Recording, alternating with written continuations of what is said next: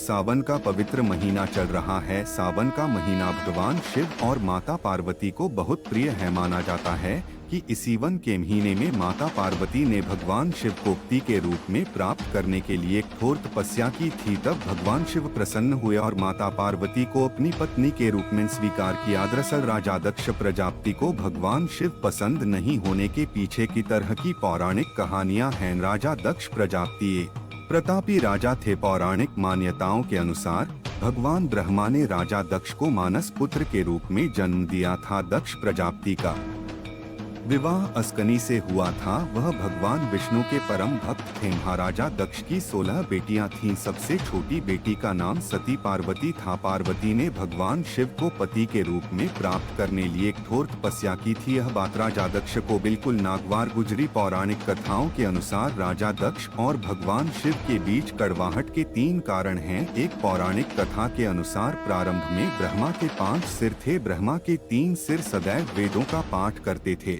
लेकिन उनके 2 सिर वेदों को भला बुरा कहते थे। इस आदत से भगवान शिव हमेशा क्रोधित रहते थे। फिर एक दिन इससे क्रोधित होकर उन्होंने ब्रहराजी का 5वां सिर काट दिया। दक्ष प्रजापति अपने पिता ब्रह्मा का सिर काटने के कारण भगवान शिव से क्रोधित रहते थे। पार्वती जी का जन्म राजा दक्ष के यहाँ सती के रूप में हुआ था। सती के रूप में माता पार्वती भगवान शिव ही विवाह करना चाहती थीं, लेकिन सती पिता राजा दक्ष कोलकाता की भगवान शिव सती के योग्य नहीं। इसी कारण से उन्होंने अपने राज्य में सती के विवाह के लिए स्वयंवर का आयोजन किया था, तो शिवजी को आमंत्रित नहीं किया। लांकिस्ती ने मन ही मन भगवान शिव को अपना पति मान लिया था और भगवान शिव को प्रसन्न करने के लिए कठोर तपस्या करती थी। स्वयंवर में सती ने भगवान शिव का नाम लेकर पृथ्वी पर वरमाला डाल दी।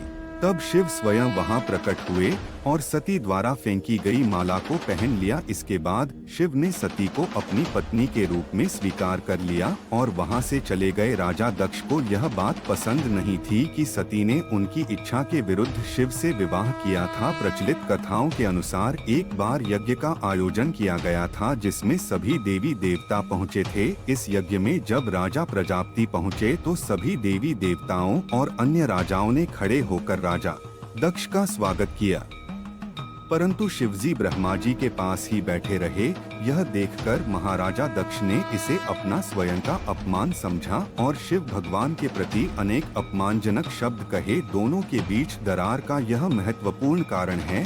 एक बार राजा दक्ष ने अपने महल में एक भव्य यज्ञ का आयोजन किया था, आमंत्रित किया था, लेकिन इस यज्ञ में भगवान शिव और मां सती को आमंत्रित नहीं किया गया। तब यज्ञ के बारे में जानकर देवी सती बिना बुलाए अपने पिता राजा दक्ष के घर चली गईं, जहां दक्ष प्रजापति ने भरी सभा में सबके सामने भगवान शिव और सती का अपमान किया। तब सती अपने पति भोलेनाथ का अपमान सहन नहीं कर सकी और यज्ञ स्थल पर जल रही अग्नि में कूदकर स्वयं को भस्म कर लिया। जब सती के भस्म होने की खबर शिवजी को मिली तो वे क्रोधित होकर यज्ञ स्थल पर पहुँचे और सती के अवशेषों को लेकर तांडव करने लगे।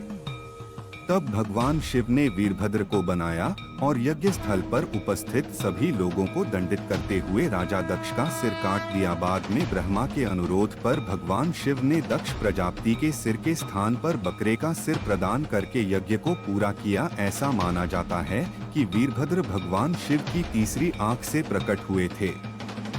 Like, share and subscribe my YouTube channel Mahabharat ज्ञान।